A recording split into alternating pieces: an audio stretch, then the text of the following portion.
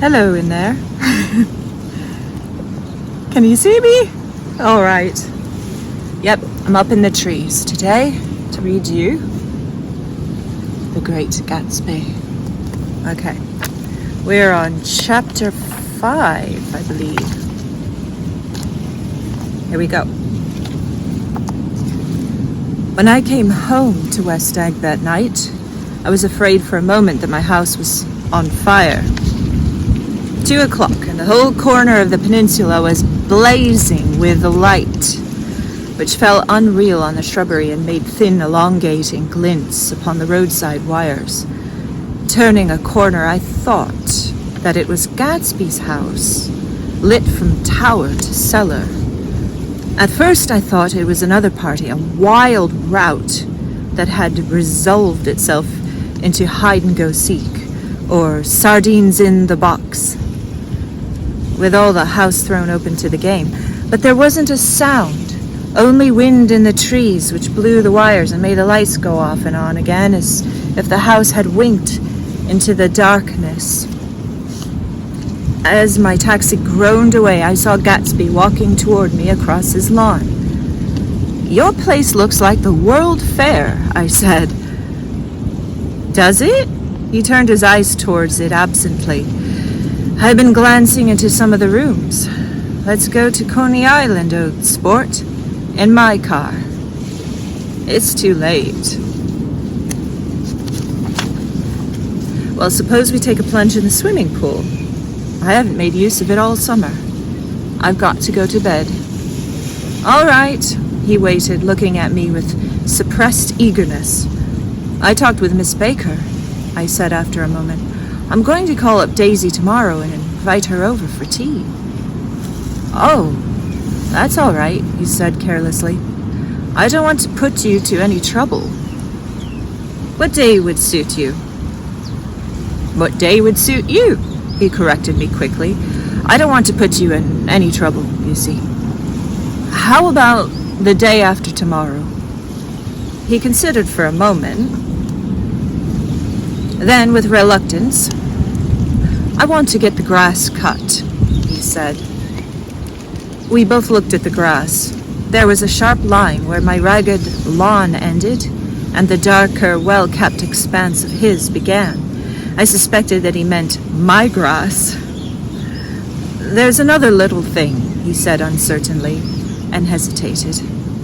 "Would you rather put it off for a few days?" I asked. "Oh, it isn't about that. At least," he fumbled with a series of beginnings. Look here, old sport, you don't make much money, do you?" "Not very much." This seemed to reassure him, and he continued more confidently. "I thought you didn't. If you'll pardon my... You see, I carry on a little business on the side, a sort of sideline, you understand. And I thought that if you didn't make much money, you're selling bonds, aren't you, old sport?" "Trying to." "Well, this would interest you. It wouldn't take up much of your time, and you might pick up a nice bit of money. It happens to be a rather confidential sort of thing." I realize now that under different circumstances, that conversation might have been one of my crises of my life. But because the offer was obviously and tactlessly for a service to be rendered, I had no choice except to cut him off there. "I've got my hands full," I said. I'm much obliged, but I couldn't take on any more work." "You wouldn't have to do any business with Wolfsheim." Evidently, you thought that I was shying away from the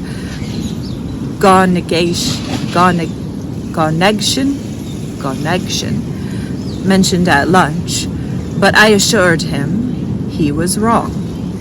He waited a moment longer, hoping I'd begin a conversation, but I was too absorbed to be responsive, so he went unwillingly home. The evening had made me lightheaded and happy. I think I walked into a deep sleep as I entered my front door, so I didn't know whether or not Gatsby went to Coney Island, or for how many hours he'd glanced into rooms while his house blazed gaudily on. I called up Daisy from the office the next morning and invited her to come to tea. Don't bring Tom, I warned her. What? Don't bring Tom. Who is Tom? She asked innocently. The day agreed upon was pouring rain. At 11 o'clock, a man in a raincoat, dragging a lawnmower, tapped at my front door and said that Mr. Gatsby had sent him over to cut my grass. This reminded me that I had forgotten to tell my Finn to come back. So I drove into West Egg Village to search for her among soggy, whitewashed alleys and to buy some cups and lemons and flowers. The flowers were unnecessary, for at 2 o'clock, a greenhouse arrived from Gatsby's with innumerable receptacles to contain it. An hour later, the front door opened nervously and Gatsby, in a white flannel suit, silver shirt, and gold-colored tie, hurried in. He was pale, and there were dark signs of sleeplessness beneath his eyes. Is everything all right? He asked immediately. The grass looks fine, if that's what you mean. What grass? He inquired blankly. Oh, the grass in the yard. He looked out the window at it, but judging from his expression, I don't believe he saw a thing. Looks very good, he remarked vaguely. One of the papers said they thought the rain would stop about 4. I think it was the Journal. Have you got everything you need in the shape of the tea? I took him into the pantry where he looked a little reproachfully at the Finn. Together we scrutinized the 12 lemon cakes from the delicatessen shop. Will they do? I asked. Oh, of course, they're fine. And he added hollowly, old sport. The rain cooled about 3:30 to a damp mist, through which occasional thin drops swam like dew. Gatsby looked with vacant eyes through a copy of Clay's Economics, starting at the finished tread that shook the kitchen floor, and peering toward the bleared windows from time to time as if a series of invisible but alarming happenings were taking place outside. Finally, he got up and informed me in an uncertain voice that he was going home. Why's that? Nobody's coming to tea. It's too late. He looked at his watch as if there was some pressing demand on time elsewhere. I can't wait all day. Don't be silly. It's just 2 minutes to 4. He sat down miserably, as if I had pushed him, and simultaneously there was the sound of a motor turning into my lane. We both jumped up, and, a little harrowed myself, I went out into the yard. Under the dripping bare lilac trees, a large open car was coming up the drive. It stopped. Daisy's face, tipped sideways beneath the 3-cornered lavender hat, looked out to me with a bright, ecstatic smile. Is this absolutely where you live, my dearest one? The exhilarating ripple of her voice was a wild tonic in the rain. I had to follow the sound of it for a moment up and down with my ear alone before any words came through. A damp streak of hair lay like a dash of blue paint across her cheek, and her hand was wet with glistening drops as I took it to help her from the car. Are you in love with me? She said, low in my ear. Why did I have to come alone? That's the secret of Castle Recrent. Tell your chauffeur to go far away and spend an hour. Come back in an hour, Ferdy. Then in a grave murmur, his name is Ferdy. Does the gasoline affect his nose? I don't think so, she said innocently. Why? We went in. To my overwhelming surprise, the living room was deserted. Well, that's funny, I exclaimed. What's funny? She turned her head as there was a light dignified knocking at the front door. I went out and opened it. Gatsby, pale as death, with his hands plunged like weights in his coat pockets, was standing in a puddle of water, glaring tragically into my eyes. With his hands still in his coat pockets, he stalked by me into the hall, turned sharply as if he were on a wire, and disappeared into the living room. It wasn't a bit funny. Aware of the loud beating of my own heart, I pulled the door to against the increasing rain. For half a minute there wasn't a sound. Then from the living room I heard a sort of choking murmur and part of a laugh, followed by Daisy's voice on a clear, artificial note. I certainly am awfully glad to see you again. A pause. It endured horribly. I had nothing to do in the hall, so I went into the room. Gatsby, his hands still in his pockets, was reclining against the mantelpiece in a strained counterfeit of perfect ease, even of boredom. His head leaned back so far that it rested against the face of a defunct mantelpiece clock, and from this position, his distraught eyes stared down at Daisy, who was sitting, frightened but graceful, on the edge of a stiff chair. "We've met before," muttered Gatsby. His eyes glanced momentarily at me, and his lips parted with an abortive attempt at a laugh. Luckily, the clock took his moment to tilt dangerously at the pressure of his head, whereupon he turned and caught it with trembling fingers and set it back in place. Then he sat down rigidly, his elbow on the arm of the sofa and his chin in his hand. "I'm sorry about the clock," he said. My own face had now assumed a deep tropical burn. I couldn't muster up a single commonplace out of the 1,000 in my head. "It's an old clock," I told him idiotically. I think we all believed for a moment that it had smashed in pieces on the floor. "We haven't met for many years," said Daisy, her voice as matter-of-fact as it could ever be. 5 years next November." The automatic quality of Gatsby's answer set us all back at least another minute. I had them both on their feet with the desperate suggestion that they help me make tea in the kitchen when the demoniac Finn brought it in on a tray. Amid the welcome question of cups and cakes and a certain physical decency established itself, Gatsby got himself into a shadow, and while Daisy and I talked, looked conscientiously from one to the other of us with tense, unhappy eyes. However, as calmlessness wasn't an end in itself, I made an excuse at the first possible moment and got to my feet. "Where are you going?" demanded Gatsby in immediate alarm. "I'll be back. I've got to speak to you about something before you go."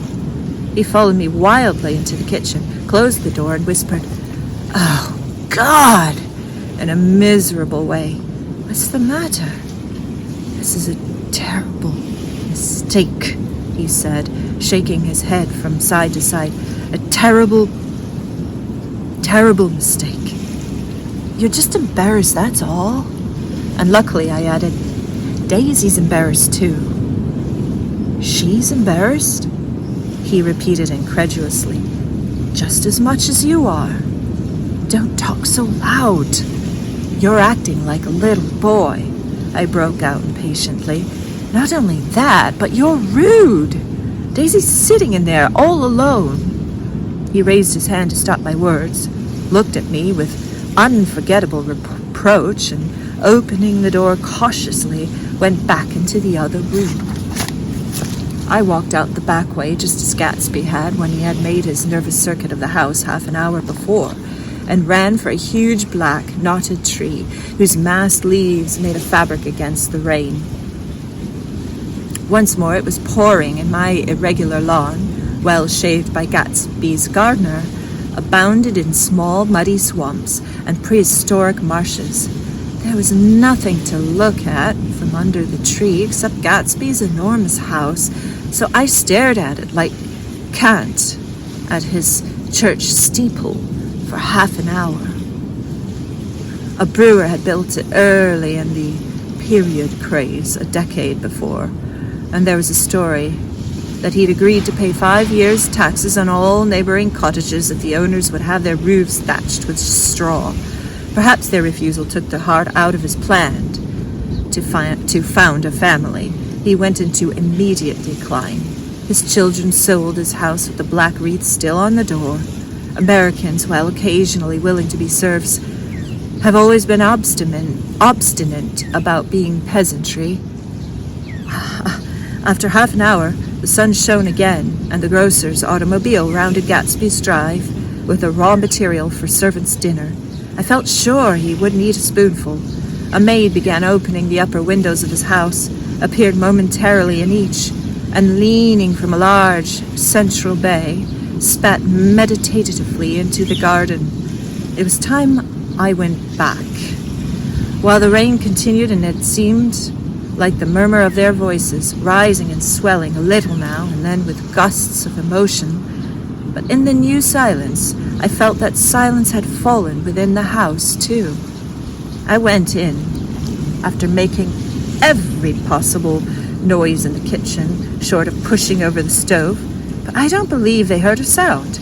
They were sitting at either end of the couch, looking at each other as if some question had been asked, or was in the air, and every vestige of embarrassment was gone. Daisy's face was smeared with tears, and when I came in, she jumped up and began wiping at it with her handkerchief before a mirror. But there was a change in Gatsby that was simply confounding. He literally glowed without a word or a gesture of exultation. A new well-being radiated from him and filled the little room.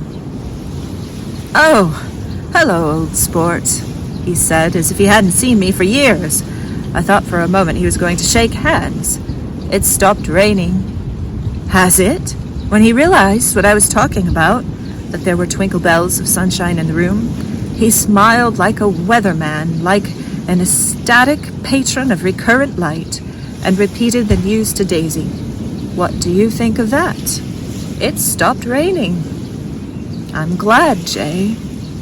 Her throat full of aching, grieving beauty, told only of her unexpected joy. "I want you and Daisy to come over to my house," he said. "I'd like to show her around."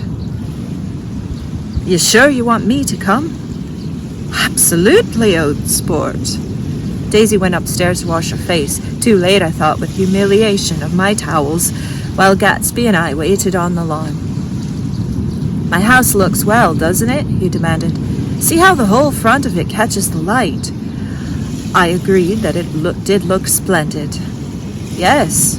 His eyes went over at every arched door and square tower. "It took me just 3 years to earn the money that bought it. "I thought you inherited your money." "I did, old sport," he said automatically. "But I lost most of it in the big panic. The panic of the war." I think he hardly knew what he was saying, for when I asked him what business he was in, he answered, "That's my affair," before he realized that it wasn't the appropriate reply. "Oh, I've been in several things," he corrected himself. "I was in the drug business, and then I was in the oil business, but now I'm in either one now. But I'm not in either one now." He looked at me with more attention. "Do you mean you've been thinking over what I proposed the other night?" Before I could answer, Daisy came out of the house, and 2 rows of brass buttons on her dress gleamed in the sunlight. "That huge place there?" she cried, pointing. "Do you like it?" "I love it, but I don't see how you live there all alone." I keep it always full of interesting people, night and day, people who do interesting things, celebrated people. Instead of taking the shortcut along the Sound, we went down the road and entered by the big postern.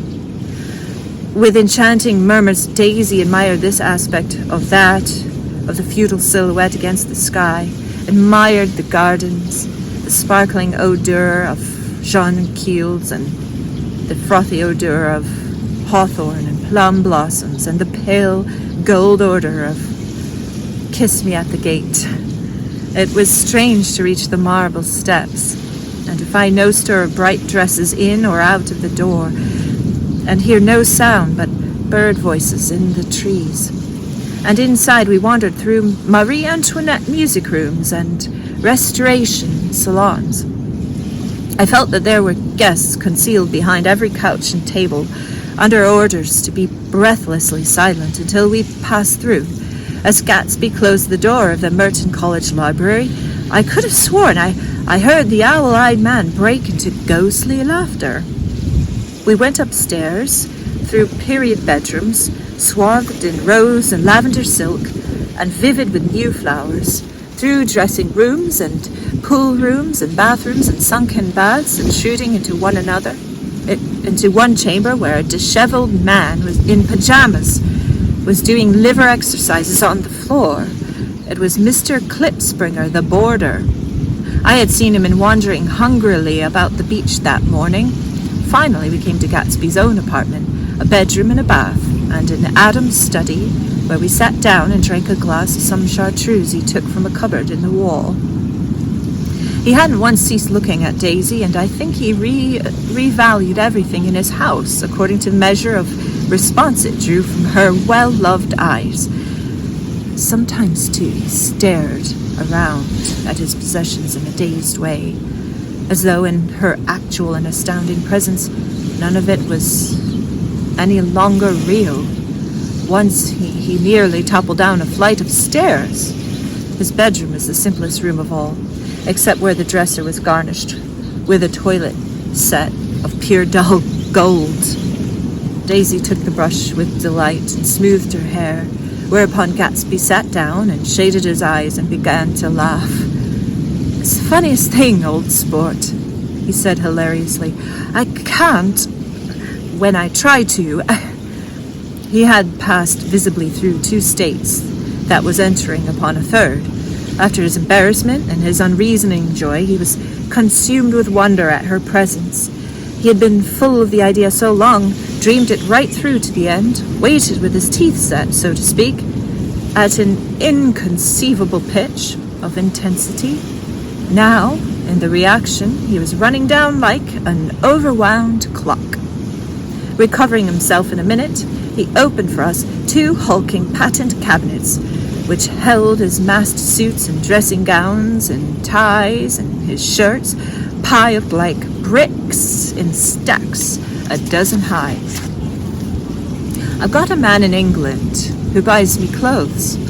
He sends over a selection of things at the beginning of each season, spring and fall. He took out a pile of shirts and began throwing them one by one before us. Shirts of sheer linen and thick silk and fine flannel, which lost their folds as they fell and covered the table in many-colored disarray. While we admired, he brought more, and the soft, rich heat mounted higher. Shirts with stripes and scrolls and plaids and coral and apple green and lavender and faint orange and monograms of Indian blue. Suddenly, with a strained sound, Daisy bent her head into the shirts and began to cry stormily. "They're such beautiful shirts," she sobbed, her voice muffled in the thick folds. "It makes me sad because I've never seen such beautiful shirts before." After the house, we were to see the grounds and the swimming pool and the hydroplane and the midsummer flowers.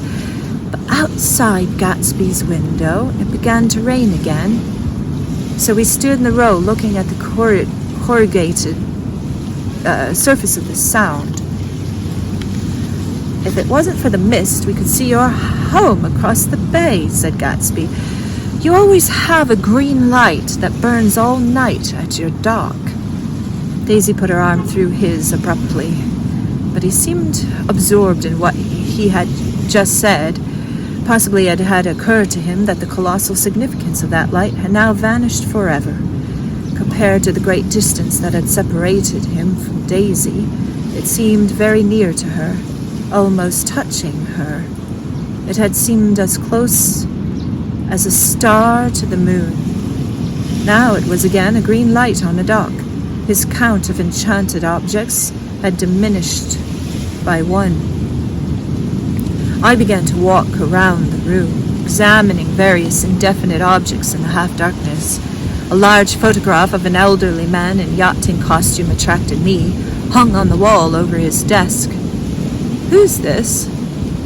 Who's that's Mr. Dan Cody, old sport. The name sounded faintly familiar. He's dead now. He used to be my best friend years ago. There was a small picture of Gatsby also in yachting costume on the bureau. Gatsby with his head thrown back defiantly, taken apparently when he was about 18. I adore it, exclaimed Daisy. The pompadour. You never told me you had a pompadour or a yacht. Look at this, said Gatsby quickly. Here's a lot of clippings about you. They stood side by side, examining it. I was going to ask to see the rubies when the phone rang, and Gatsby took up the receiver. Yes, well, I can't talk now, old sport. I said a small town. He must know what a small town is. Well, he's no use to us if Detroit is his idea of a small town. He rang off. Come here, quick! Cried Daisy at the window. The rain was still falling, but the darkness had parted in the west, and there was a pink and golden billow of foamy clouds above the sea.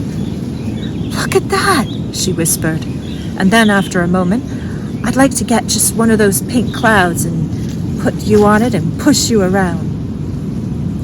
I tried to go then, but they wouldn't hear of it. Perhaps my presence made them feel more satisfactorily alone. I know what we'll do, said Gatsby. We'll have Klipspringer play the piano. He went out of the room calling, Ewing, and returned in a few minutes accompanied by an embarrassed, slightly worn-out young man with shell-rimmed glasses and scanty blonde hair. He was now decently clothed in a sport shirt open at the neck, sneakers and duck trousers, a nebulous hue. Did we interrupt your exercises? Inquired Daisy politely. I was asleep, cried Mr. Klipspringer in a spasm of embarrassment. That is, I'd been asleep, then I got up. Klipspringer plays the piano, said Gatsby, cutting him off. Don't you, Ewing, old sport? I don't play well. I hardly play at all. I'm out of practice.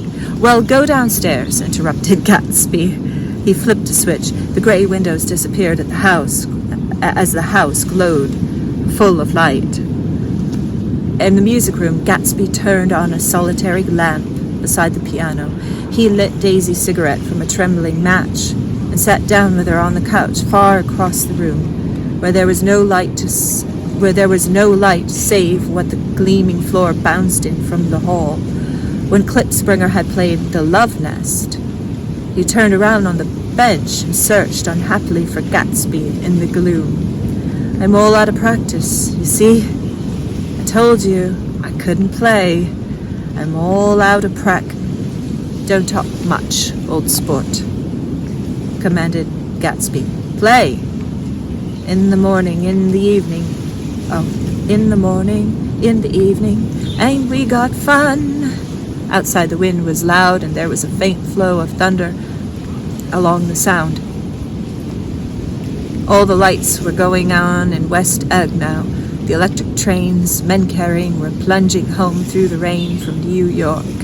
It was the hour of a profound human change, and excitement was generating on the air.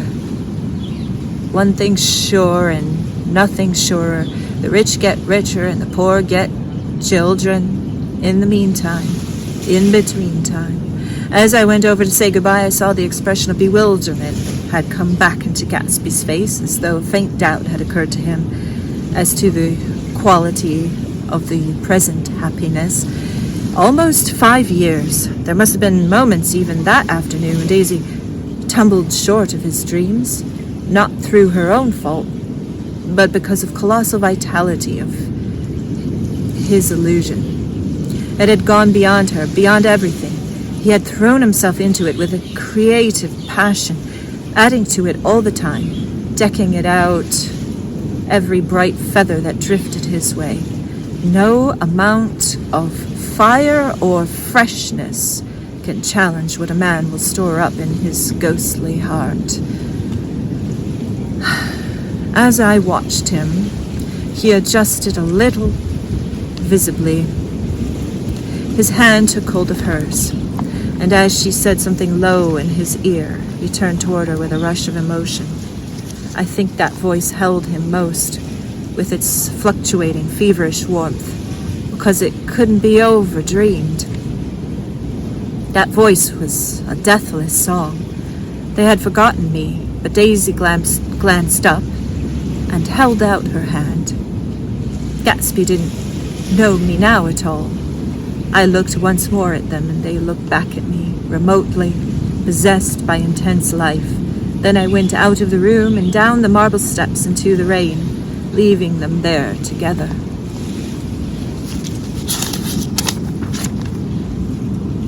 That's the end of chapter 5.